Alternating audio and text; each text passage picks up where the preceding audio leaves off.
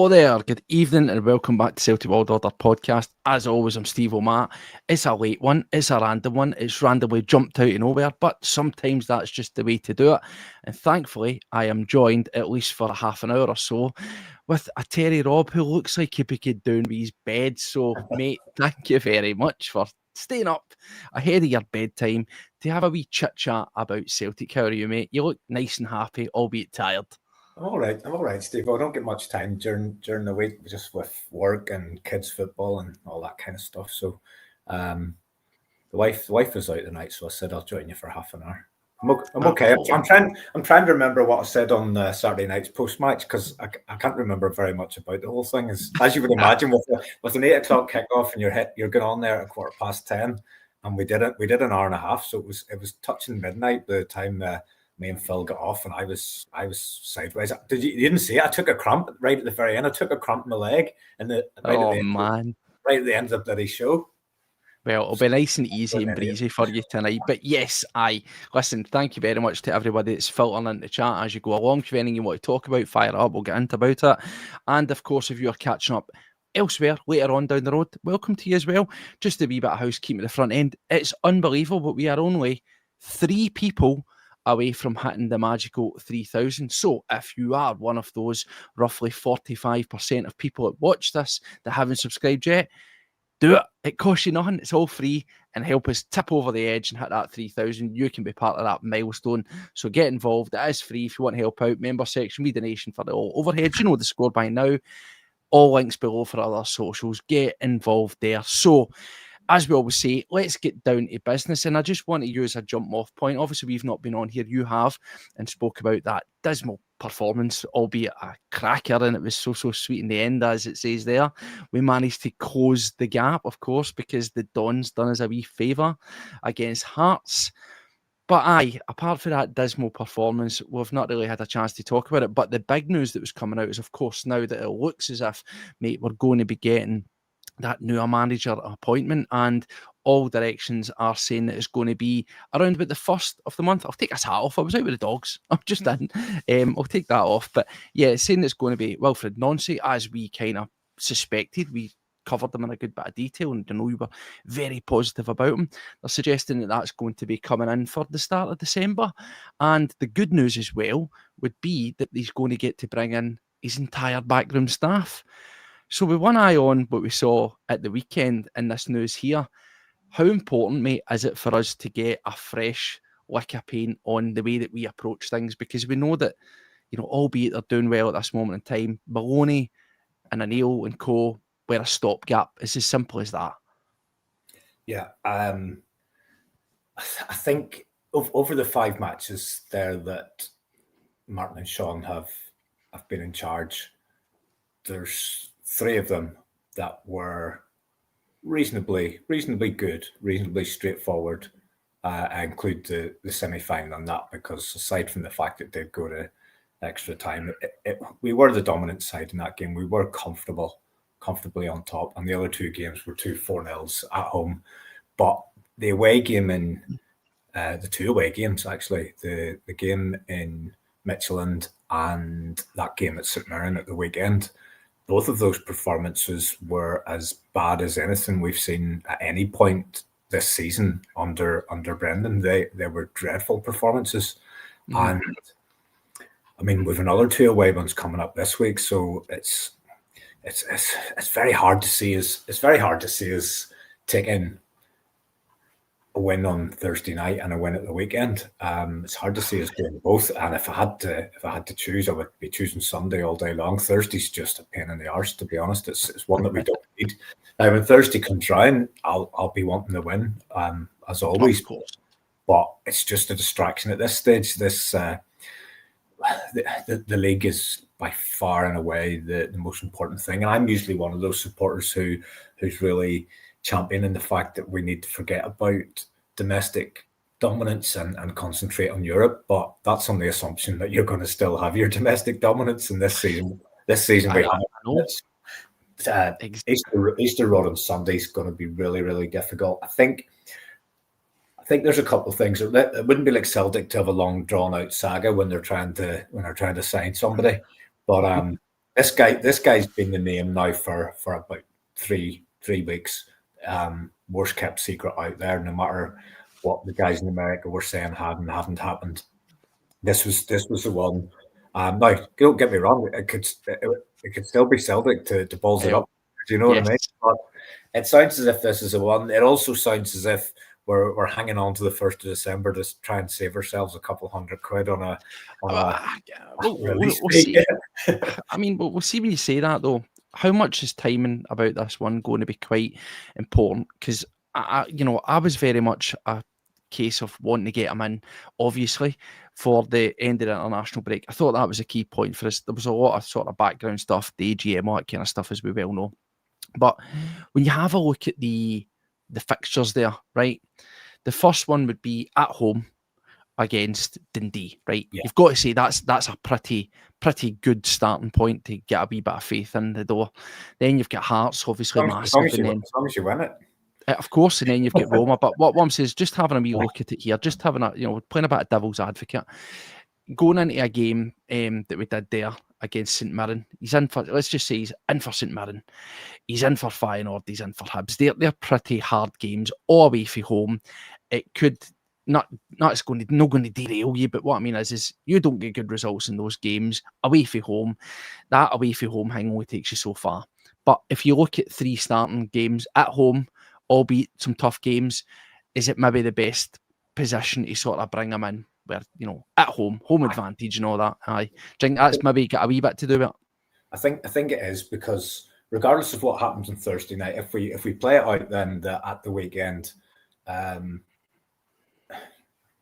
Wilfred, I've been flipping between Nancy and Nancy, and I've heard people in America say it is Nancy, but whatever it is, I'll keep flipping between the two until I hear him. Somebody will ask him. If he could be at Easter Road at the weekend with a watching brief, and Martin is basically going into that changing room and basically saying, "This is my last game, lads. Go out there and get me the 3 points. Do it for me." You would hope that do it for Martin would get the 3 points over the line then, and then the new guy comes in on the Monday, as you say, probably sounds stupid saying it, a softer landing as we could get, given that Dundee battered us 2 or 3 weeks ago, but a softer landing as we could get at home. And then you kind of hope, what you hope is you get the bounce of it being Martin's last game, and then you get the bounce of it being the new guy in, and you just hope his bounce lasts through to the Hearts game, because that's going to be huge. That one's going to be huge. Massive. And, I think looking at it, it's people say, "See, told you so," and they'll come around. I'm sure there'll be folk in the comments here. I'm sure they'll be on your shows as well. Folk will say, "See, told you so. Us was always going to fall out Hearts." Right. I think, I'll be honest, I would be lying if I said I hadn't questioned the credentials, more so with Brendan Rodgers, I'll be honest with you, in situ, of our ability to bring it back to where we are. Right. I'm not going to deny that. I'm going to hold up. I'm going to own it, and I'll still, stick by that. I didn't say it wasn't a case of Hearts not dropping points. I said it's, can we not drop points as well? That was the big thing that I made out. I was like, so Hearts will drop points. I expect that. But I don't suddenly think, and this is the thing, I don't also think that, considering that we find ourselves 4 points behind them, a game in hand, and then, of course, we could play them. At that point, you could turn it. You could find yourself ahead. I don't think if that suddenly becomes the case where Celtic manage to get our noses in front, that it's all done and you can just write off Hearts and go, well, do you know what? That's that. Fuck that. January's January. They'll slide and they'll fall away, because they won't.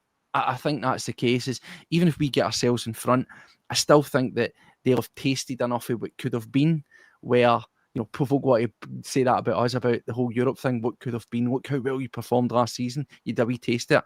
I think if Hearts get a wee taste of it and they're still on top just by the skin of their teeth, or whether they are, just behind, they'll still look at an opportunity knocking in January, and they will still do what they need to do to strengthen themselves and say, do you know what, we're not going to take the chance that Celtic might fall away. We don't care if they go out and spend a fortune. We're going to make the best of it for ourselves. So I think I wouldn't dismiss them. I think it could still be a rough ride for Celtic between now and then. But getting this new manager in, getting him in situ, getting these ideas in place early is the way to go. That needs to happen, and we need to give him the backing. I think it's a good thing where it looks as if he's going to get his own backroom staff, mate, because we said this before, you can't just keep on pushing the same guys onto people. And if that's a reset and it's a new way of thinking, then I think that could be positive. And hopefully we get something out of him in January. There was already talk, of course, you'll get this, where they're meant to have been links, or, you know, he wants to bring one of these guys with him, Wessam Abu Ali, who signed for Columbus Crew, and will probably go down a storm with folk at Celtic because he plays for Palestine. So whether that's true or not, I don't know. I don't care. But Celtic need a striker, mate. So there you go. It might be him. If he can score goals, he'll do for me. The thing I'd said about Hearts, Steve, was the day that they beat us, and they beat us very well, by the way, I think that was the 5th or 6th time they'd named the exact same starting 11. And what I had said was that can't last for an entire season. Now, I fancied Aberdeen to get something yesterday, but that was purely because Pittodrie's not an easy place to go. Yes, for some teams it has been, and for us we've got good results there over the piece. But you still always think it's one of those grounds you're going to have to go and you're going to have to put in a reasonable performance to get the job done. And any of these games away from home are difficult, as we've seen going to Dens. They're difficult. You've got to match the other team for endeavour and effort and grit and determination, and then hope that your talent shines through and gets you the result. But yesterday, Hearts were 3 players down from that sort of template starting 11 that they've had all season, and that was Halkett at the back, who's been big for them, Beningabe, who is a real engine in the midfield, and then Shankland up top. That was 3 players in 3 key positions out of their normal standard starting 11, and it showed, to be honest. Although the other side of it is they had a very, very strong claim for a penalty in the game as well, which they could have had. But then again, as Hearts will find out, the same as a lot of us, there's a lot of funny decisions go on in the penalty box. It's funny that, a lot of crazy decisions. I don't want to go down that rabbit hole, but I still got to laugh at that. I watched the wee ref watch thing. I always take it with a pinch of salt. It's a lot of garbage at times, but rules are rules. You know, Liam Scales, it doesn't matter. The boy went for the ball, more the fool him. And then, of course, we all saw what happened to Ibrox. Apparently I hit off some imaginary part of the player's body, but that'll be interesting. We'll look forward to hearing the official take for, the VAR review. But no, we get inside. I just want to circle back on the result, because what did you think? I don't think we learned much out of the game against St Mirren. We know this squad is thin. What are you putting that down to? Is that a combination of factors, or is it just simply, is it post-international break, players coming back, tough game, blah, blah, blah, all the cliches of the day? Or is it just diminishing returns, where maybe that initial wee shot in the arm is the initial magic wears off, and, you know, you turn into a pumpkin after midnight and you've still got the same garbage that's out there on the pitch, and it doesn't really matter who's in charge. There'll come a tipping point. With that in mind, though, do you think a Nancy, or however you want to say his name, can come in start of December and really pick folk up? I mean, look at the games he's got, but also that if he can get a togetherness, he can get a cup final, win in the bag, trophy, wee bit of goodwill, just push you over the line into January. You know, does it change much for you? Because that was, let's be honest, mate, that was bollocks at the weekend, mate. Yeah, since I started doing the post-match shows with Bhoys, I've noted every single time after the international break, it's usually a similar type of game where we're really disjointed and there's not an awful lot of cohesion, and it's a banana skin. Now, there's still other things to add into the cocktail there. We're not very good, which is an obvious one. St Mirren are decent. They're hard to play against, and whilst we will have a lot of players all over the globe, Stephen Robinson will have had the vast majority of his squad together for 2 full weeks preparing for one game, which is against Celtic, which is a huge advantage for them. So I think when you pile all that cocktail together, it's always going to be a difficult scenario. Now, I didn't expect us to be so bad. I mean, if you look at the games from Martin O'Neill and Sean Maloney took over, the enjoyable thing was the chances, creating the chances, getting the ball into the box and creating chances. We didn't have a shot on target, until injury time, and it was a team effort from Yang until the one moment of quality in the whole game comes from McGregor, which is just an absolute worldie in a week where Scottish players seem to be scoring worldies every time they play. That was right up there with any of them.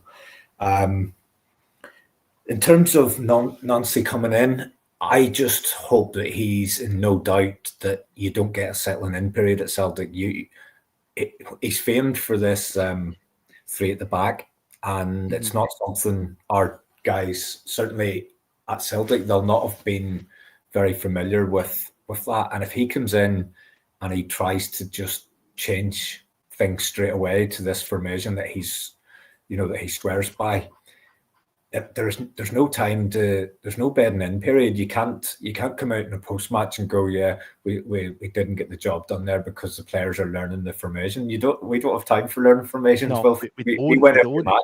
We win every match, and if you don't win the first two or three, you'll be on your way out again.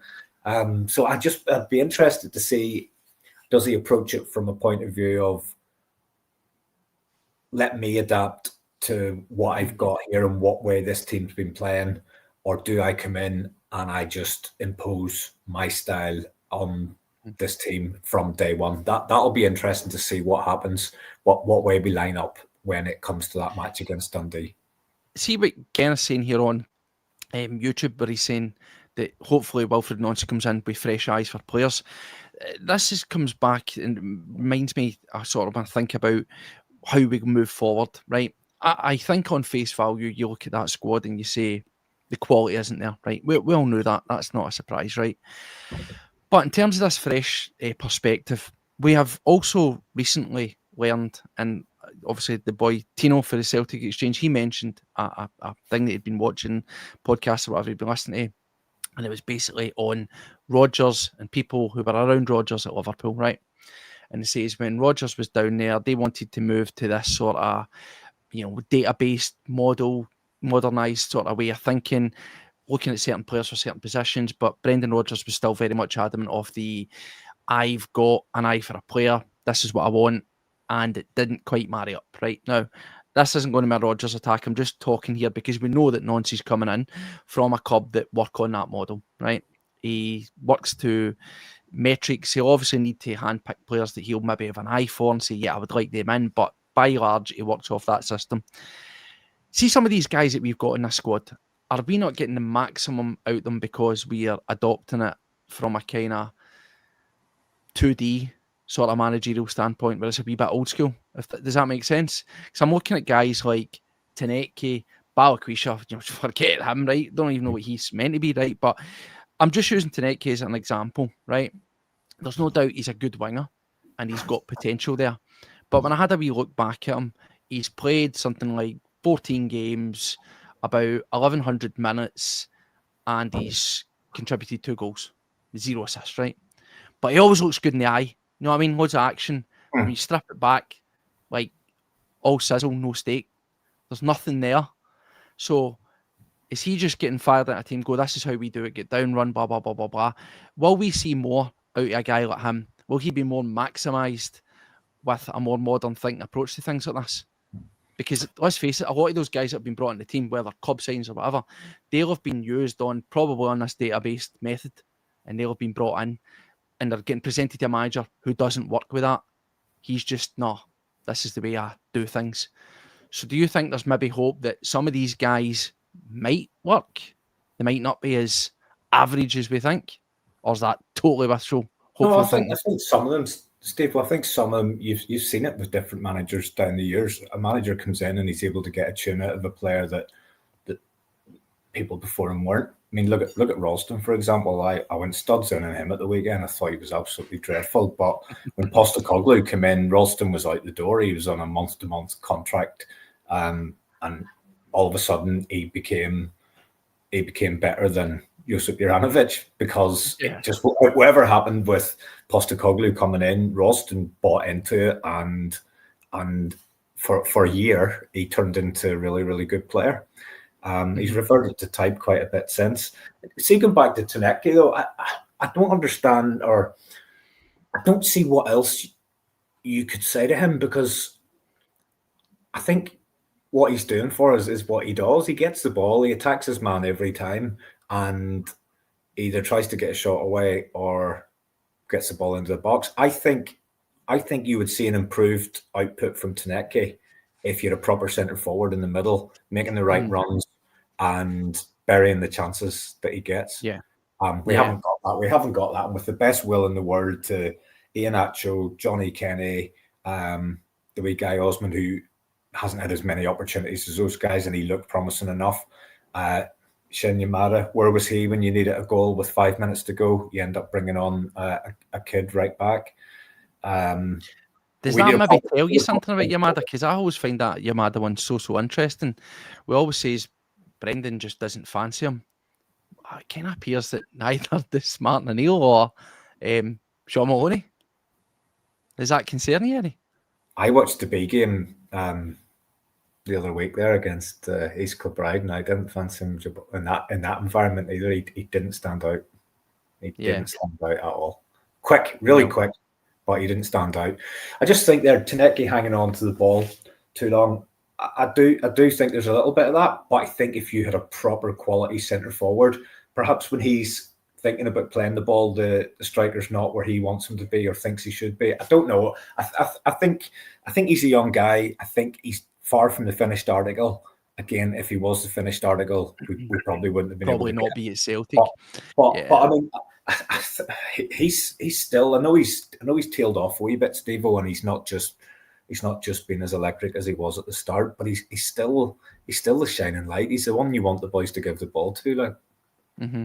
What about the Bol Jiang? You know, he gets a bit of a hard rap, but he does come on, gets a bit of a cross down. It causes a wee bit of chaos. It gets the eventual fall down and the slice of fortune. You know, I think we're sitting here and we're moaning, and I really don't want to moan. I will say I don't think St Mirren were very good. They get credit of being compact and tight and all this kind of stuff. I don't want to touch on the game. I don't want to go down that route again with you, because I'll be honest as well, there was, excuse the French, fuck all to talk about. It was terrible, right? It was terrible. It was like time that you will never get back in your life. But I didn't think there was any level of quality. I thought the side had regressed for the performances we got, and it wasn't because St Mirren were just making it so difficult. It was just nothing was happening. But yes, we should be able to enjoy that winner. And it was a superb goal. And I think as well, it was a fortunate break the way he gets past the guy and he swings at it. But I think there was a lot of frustration, a lot of anger put behind that shot, mate. But it's like, fuck this, watch this, I'm just going to do it. And it was absolute, to use one term of the kids, it was absolute scenes, mate. And I think that when we pick out, we sit and moan about the performance, we should enjoy that goal.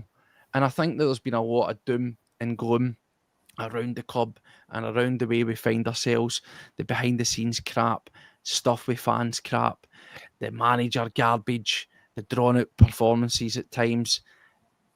I just want to start enjoying moments when they happen. And that certainly made my weekend, mate. That was something I didn't see, from the jaws of defeat, smash and grab, a heist, whatever term you want to put on it. And yeah, it set up my weekend. There's something about a win like that, Steve, where you don't deserve it. You haven't done anything to earn it. It doesn't look as if you're going to get it.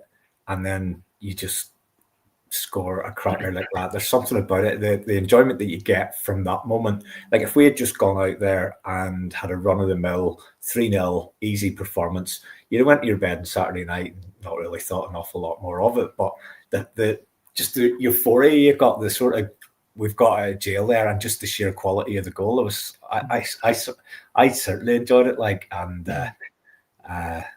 do you think that could be in a sick sort of way? You enjoy a moment like that more than if you just went out and cruised it. Do you think that could be a Anthony Ralston and Ange season type moment where the chips are down, looks like your tea's out, and you just pull something out of nowhere at such a key point? Because I'm not saying that Aberdeen wouldn't have got a result against them, but if Celtic had dropped points in that game, it gives a wee buffer for Hearts.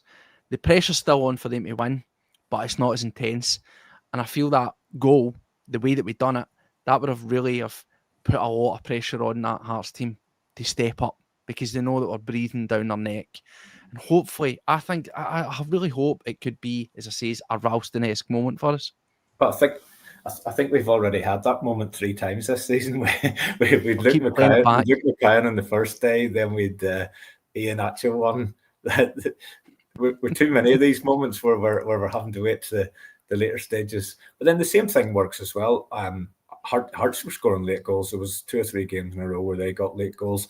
I think as well, going back to the Hearts thing, I think whether you like it or not, Rangers have stabilised in terms of results. Performances maybe not an awful lot different, but they've got results.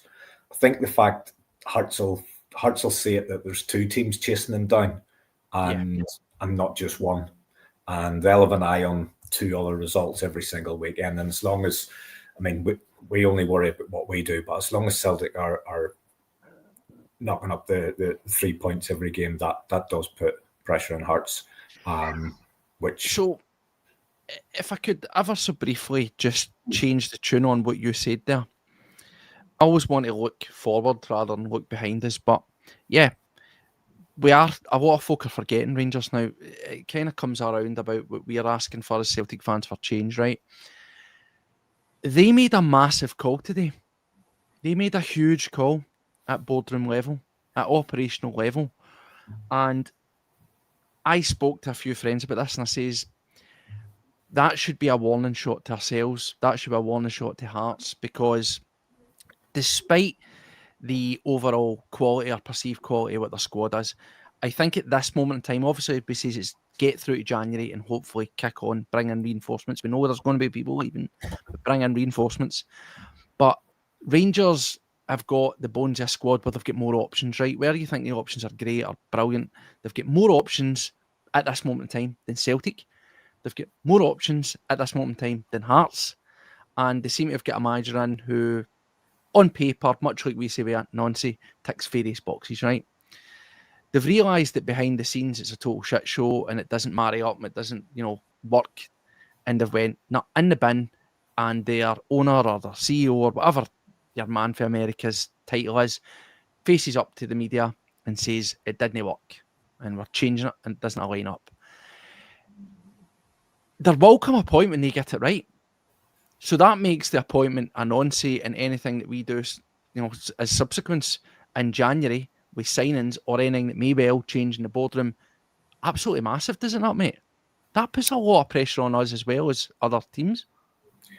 Yeah, so what you said there, that they're going to get it right at some point.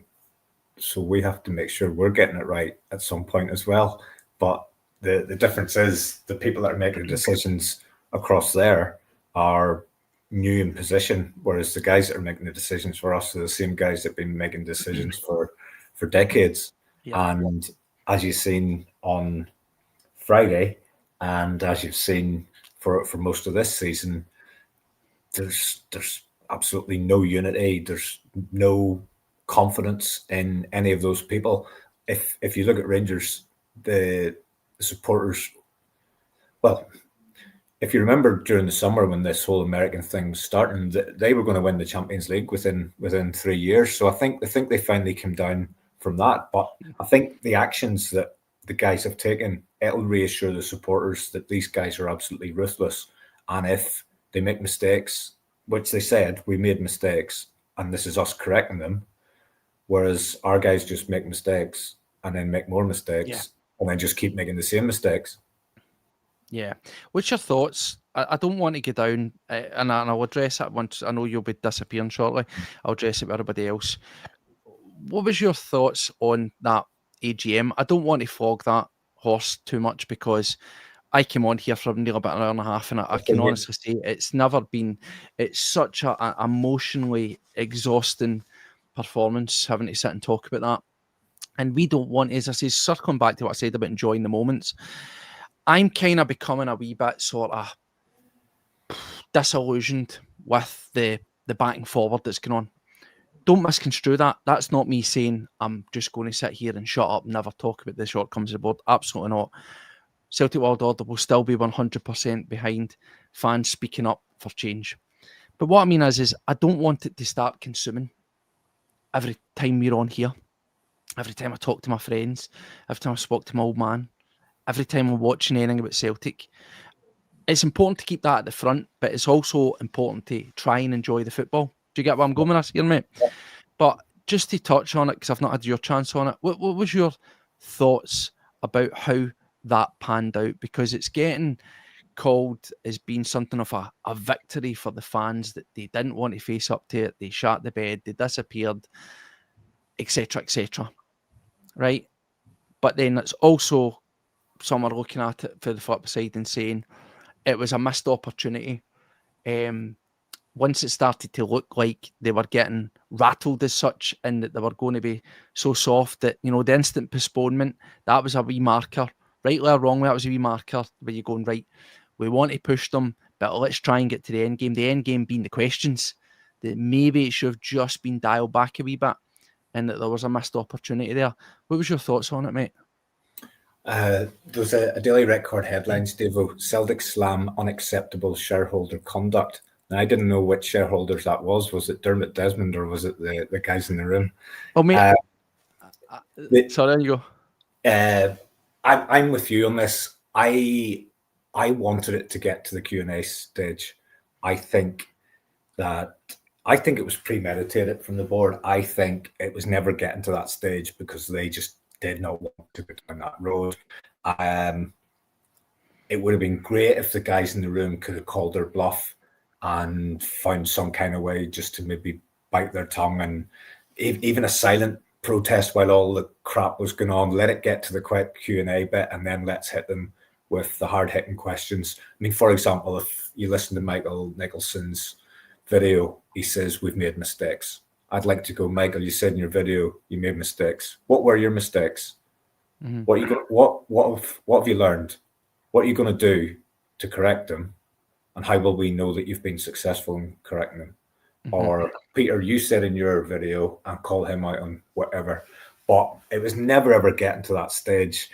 I would imagine they were rehearsing all week how they would get that 2 hour window reduced to as small a bit as possible. The adjournment, the half-hour adjournment, that would have been in there. You could see Ross Desmond looking around to Peter. Peter, that's your cue. When I get to this bit, you're meant to call it a halt. I mean, that statement, that was just a red rag, and it was never going anywhere after that. I mean, I've spoke about this ever so briefly very long when I came on and spoke about it. I think that the board and those on it, they're not stupid, we know that. And I think that it's kind of giving them credit. You know what I mean when I say it? That was brass balls for Ross Desmond to read that verbatim, because as you say, he knew exactly how that was going down. Right? He knew how that was going to go down. And I think it was bait. It was put out there as a bit of bait. He was defending his old man, which anybody would do, I think. Whether you agree with that or not, you would. And you would obviously try to protect yourselves. That's self-preservation, and that's what they were doing there. But I think that he put that out there. It was measured, and he knew exactly what he was going to do. I think probably they didn't want to get to the Q&As, and they thought, this will fire them up. And they went with it, and they would have read it. You wouldn't have got that statement if we had qualified for the Champions League, because we probably wouldn't be at the same point. That's not what's caused where we're at here, but it would have been a different AGM. But I do feel a wee bit of disappointment that we didn't get to the AGM question and answer. That's the main bit. And actually, we got a wee brief highlights package. It kind of went down like this. Are you a pathetic, worthless punk? Well, no. All right. Because I'm going to turn you down as if you were a hippie parasite. And then I'm going to make you feel like you're a turkey fucker. Why? Because I'm a big man and you're a shitheel, right? There you go. That's a condensed highlight. The bit that I didn't get is that Dermot Desmond rant had absolutely no place at an AGM. That's not what an AGM's about. And a shareholder having a rant about a supporter group that is, I don't know how many people are in the the GB about 600, 700. I don't know. I personally don't know at all. What place has that got at an AGM? It's absolutely nothing to do with what the purpose of the AGM is. It's for. I think for them just to throw that in there, that was just the moment where the whole thing was getting canned, no matter what. It just was completely out of place. There was no purpose for it whatsoever. Yeah. I mean, we said we're getting changes. What I would say is I watched back the VT, right, and see as scripted as it's there's no stress on it. It's all in-house, and at times it looked like Nicholson was reading for a prompt on a board or something behind him. It's very tempered. But what I would say is it just shows you that, see if that video had been put out before the AGM, right, before it, you're never going to agree with it. It's not going to suddenly folk, it's fine, we're all right with it. But there was some information that was in that video that you could have been doing with own. It spoke about certain things and where money had been spent, and even simple things like Celtic have upgraded their pitch to this new type of pitch. It's a double weave. It's this, that. It's one of the best in the country, right? Or Britain didn't know that, right? Genuinely didn't know that. And I'm not saying that would suddenly go, I've spent money on a pitch and I've spent X amount on X, Y, and Z. That's brilliant. I wouldn't have changed my opinion. I think that we could do better. But what I'm saying is there's so many easy wins that this board could have made that AGM ever so slightly better for themselves. Because clearly from that, you can see there is certain things that have been happening at the club. They've just never communicated it. And see if that had been out earlier, or that it was, presentations or news articles on the website or whatever, over the the period since the summer to say this is where money's getting spent, it gives you a bit of an idea. Do you know what I mean? It could have. There's so many easy wins that could have been done that could have made people sit there angry, yes, but maybe not as angry as they were, to at least allow that. They're all things they could just put out on the website at any time, but they're too busy putting out new gear and new kit and all that kind of jazz. And they could put up articles and videos showing you the plans for the analysis room and all that kind of jazz. Just before I do go, Steve, the one that annoyed me the most though out of those recorded videos was Chris Mackay again going down that route about how we need to hold money because Europe is a volatile landscape. Just this as absolute bollocks. See on that, sorry, because it doubles down on what you're about to talk about. What about Ross Desmond warning us about what happened in 1994? I mean, I thought that was one of the worst. Like, I'll be honest with you, I can't believe that we were talking about 1994, mate, and using that as some sort of barometer as to why we need to be prudent. That was ridiculous. Yeah, but they try to portray that the Celtic supporters are unrealistic and that we expect the club to go out and blow that 80 million in an attempt to try and win the Champions League. And nobody's asking for anything even remotely close to that. All I want is for Celtic to be able to win a reasonable proportion of the games that we should be winning. For example, Kairat Almaty, Cluj, Ferencváros, Malmo, all those teams that are on a much smaller potential than us, but all those teams that knocked us out of European competition. Yeah, definitely. Well, the thing about Europe being an issue where you may have to settle for one of the smaller competitions, if you make absolutely no attempt to give your best shot in the main competition, then you're most likely going to end up in one of the other two competitions. And for me, that's the nail on the head. Yep, absolutely. Well, Terry, listen, I'm aware that you need to nip away. Yes. So I just want to thank you for joining us, and I will pick this up here with those in the chat. There's over 150 odd of you, so fire in anything question-wise that you maybe want to ask or discuss, and I'll pick up for there, Terry. Thank you very much for joining me. You get a bye-bye. There we go. A beautiful Terry there. Lovely to see him on here. So yeah, going off the back of that, just to follow on, and FYI, we update here, we are one person away from hitting 3,000. Let's see if we can get over that 3,000 mark before the end of this. Lovely stuff. Really enjoy this, having you here, and thank you for the support. But yeah, Terry was talking there about European qualification. And what's actually quite scary there is because of the state of the coefficient, again, something that I don't agree with. But when you looked at the VT and they were talking about it and they mentioned that, because the coefficient is so poor in Scotland, we'll get to a stage where you will, if you're the champions, you could be facing three qualifying rounds to get into the Champions League, right? Huge. Early start, early kick-off, which means you've got to get all your ducks in a row, nice and sharp, forward planning and all that. But we're also losing that Europa League spot because of the coefficient, which means you're either potentially Champions League, potentially. I imagine I would be probably saying, because they didn't mention it, there won't be like direct spaces into Europa. But I imagine if you go so far and you fail to get Champions League, you at least drop into Europa League.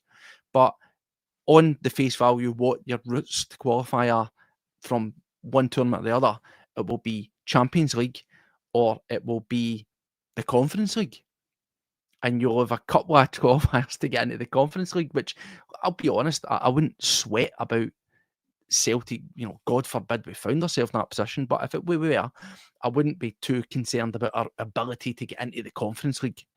But still, qualifiers to get into the Conference League, and the trade-off in money, as we know, between the Champions League to the Europa League to the Conference League is huge. And that's why it just makes it all the bit more frustrating that we are not spending and planning appropriately to negate that even being a thing. They're saying we save money to negate potential losses. Well, I'm saying spend the money so that you don't fall into that position. You don't, miss. You don't hit the mark. But I don't want to go over it too much. But I'm seeing a lot of stuff around about the reaction to the AGM. And as I say, since Terry said there, I still honestly think, firstly, a lot of people are saying there, I don't think that Ross Desmond really should have been there. He's getting parachuted in to represent his dad and his dad's interests. Okay, and he's reading a statement for his dad, right? But I think the order of the meeting as well was bizarre. I would have liked to have seen our CEO take charge and be one of the first speakers rather than Ross Desmond going directly at him. I thought that was bizarre. And again, it maybe just gave me a wee bit of an insight to perhaps how things operate, where it feels as if we've maybe got Ross Desmond and his dad, Dermot Desmond, maybe running a bit roughshod over this board. We say that they're the lackeys, they're the yes men. Did they know? Is there an element of them maybe going rogue? Because let me know, what do you think? Do you think that everybody on that board knew exactly what the contents of that typed out or whatever it was statement was for Desmond's son? Do you think? Because I can't, and again, with Celtic's board, nothing's impossible, but I wouldn't see how you would want to go in there with that tact, knowing the backdrop, knowing the fan feeling, knowing what you're up against in there, and being all right with it. I really want to know that, because I just felt that looking at that, it was wild. It was explosive, to say the least. And it kind of belies all this chat that they brought out when they said about Brendan Rodgers, about professionalism and talking in a certain way and conducting yourself in a certain way. We've seen two statements, both from Dermot Desmond or from the Desmond stable, and they have been wildly unprofessional. So I would really like to know, do you think that was something that was sort of ratified ahead? Chris is saying, yeah, we thought it was a setup. He's thinking, yep, they've went and said, this is what I'm going to say. Interesting. I'd like to hope not. But here we go, as we said, and I circle back round. I just want to make a couple of points sort of clear, because I want to try, and I'm not saying that we're not going to shirk a wee bit of responsibility, if you want to call it that. At Celtic World Order, we'll always come on here, we'll always be straight, we'll always be honest with you, we'll always tell you what we think, and we are not satisfied with how the club's run. We want better. We want meaningful change. People always throw and say to you, what do you want? What do you want? I want to see meaningful change. I want to see Celtic stepping up and spending a decent wedge, not mega fortunes. I want them to progress the squad, get deals over the line, forward plan, you know, like we've seen. Well, remember that time with Don Mackay? Remember that? And remember we used to sign guys before January. They were there to come just straight in. I want that. I want forward planning. I want a wee bit of marked ambition, and I want improved communications and transparency at board level. I would also like to see change at board level. I think we definitely need a new chairperson and or a CEO. But definitely, I think the easy layups are the non-executive directors. They need to be changed over. Now, I would change pretty much all of them, to be honest with you, everybody at board level. But I'm also realistic in that situation. And that begs the question again with regards to fans. What to you guys out there watching, what do you think looks like acceptable? Because we always get thrown this at you. What do you want? What do you want, Steve? What do you want? And I has just told you what I'd like there, but I don't think, I'm also realistic. I don't think you're going to get wholesale change. You're definitely not going to get rid of Desmond. So, shelve that notion.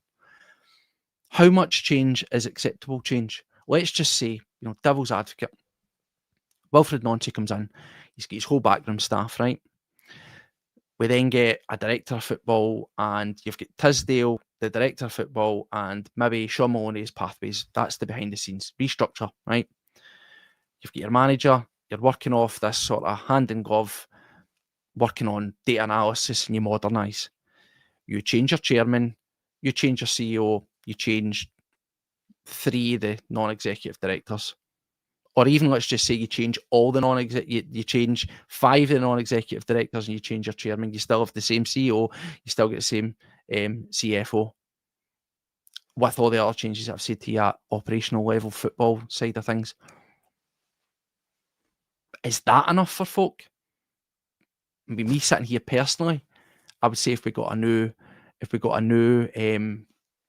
chairperson and we got rid of 5 or so of the non-exec directs and we revolutionised or changed the way that we do it, me personally, I'd go, right, that's right, that's the right direction, because we've now got people who are truly independent coming in to hold the board to account. Let's see how Mackay and Nicholson perform over the next season and a half, whatever, and move it down the line. I personally would say that's pretty significant change. So I think that's where, when we talk about this whole fan thing, you talk about the collective and all that, I've been discussing it with people. I think we need to remember the key points of what was on that original first letter and maybe circle back and really get concise and really look for something that's going to be considered as acceptable. Because what I would say is you can't make a change at board level, or you can't have change and then want change. There will come a point where there's a tipping and you've got to say how much of that's acceptable. Does that make sense to you? I think that that's what I really want to see, because the protests are correct.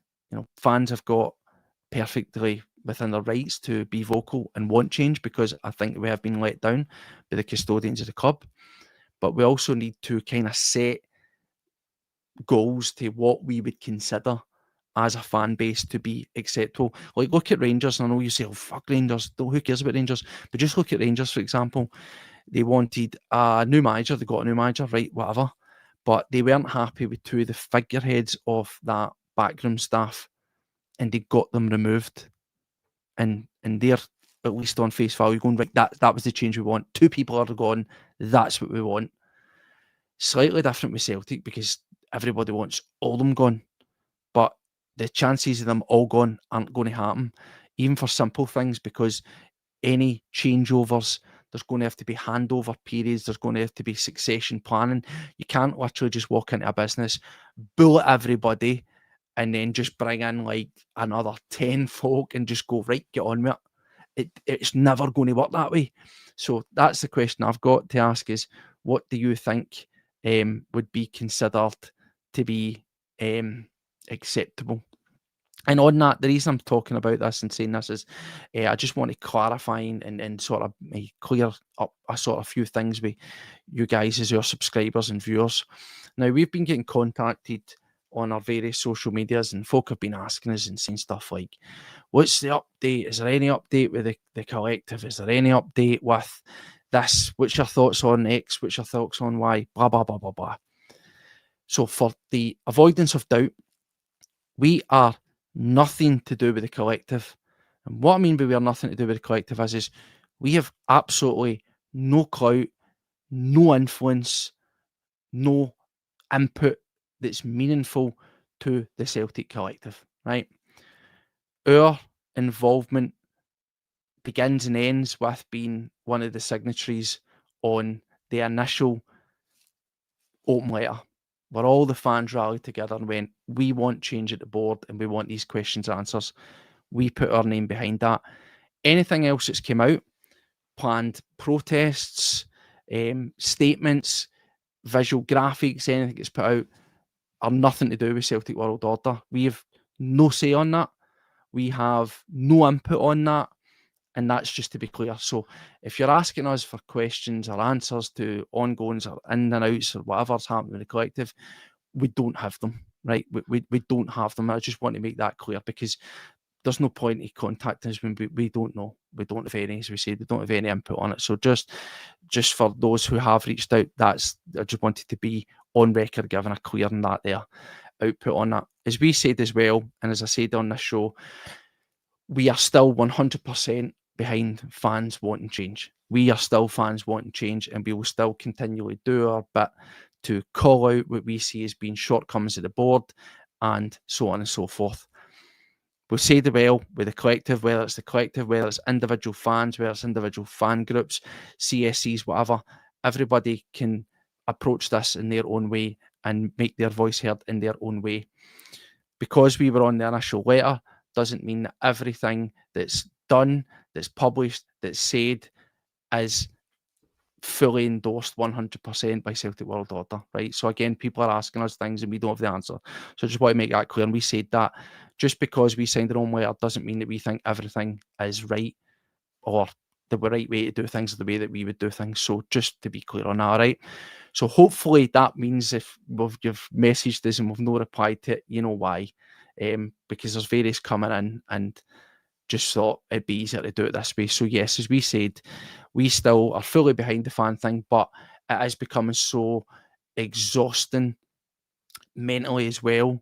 I don't want to come on here every single time we do a show and have to continually moan and sulk and bitch and complain and read a million statements, whether it's for a fan group or for the board or whatever, and statement wars and all that.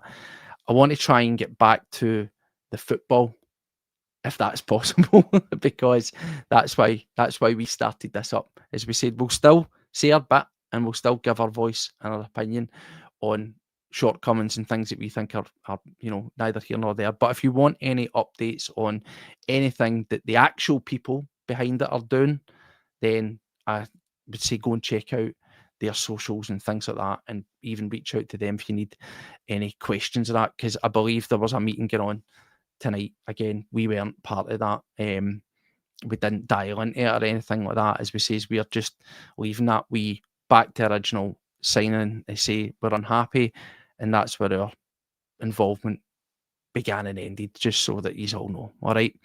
But yes, let's talk about the football again. Wilfred Nancy, all but imminent, own backroom staff, tick, tick, tick, tick, tick. Give us a wee bit of that. When we go into the game on Thursday, Feyenoord, a team who are not in good form, I don't know what to expect. I really don't know what to expect. I mean, how are you feeling with regards to the game against Feyenoord? Is there a result in this for Celtic, or is Europe becoming something of a side note? Because you look at Feyenoord and seasons gone by, you would say, based on their form, there's some points in the bag there. But I really don't know if there's a result to be had in this one. I just think that it was stark, that game against St Mirren. I can't believe the drop off. And as I said to Terry, maybe this is just a wee bit of the initial bounce, getting worn off and punches saying expect a pump. Do you know what? I hate it. Touch wood. Fingers crossed that I'm wrong and you're wrong. But I would, you know, as bad as Feyenoord have been, I also wouldn't write out something stupid like a 3-0. That's how ridiculous it is. That is absolutely mental.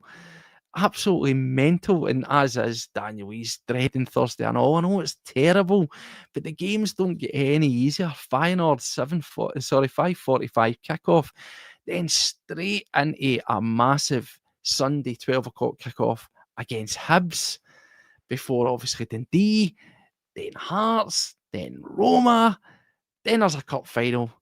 Wow. It doesn't get any easier, does it? I think for me, I think we need to sort of focus on the matter in hand, the domestic stuff.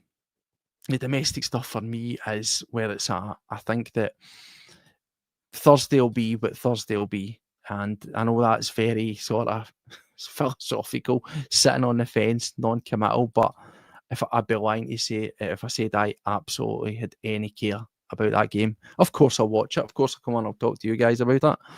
But yeah, it is what it is. I'm not excited for it. I'm more concerned about it, not because of we might get scudded. I'm just looking at how thin that game is, that squad is, and I'm just crapping my pants for every single game now between now and when we can start buying in some players. I'm terrified. The injuries are outrageous.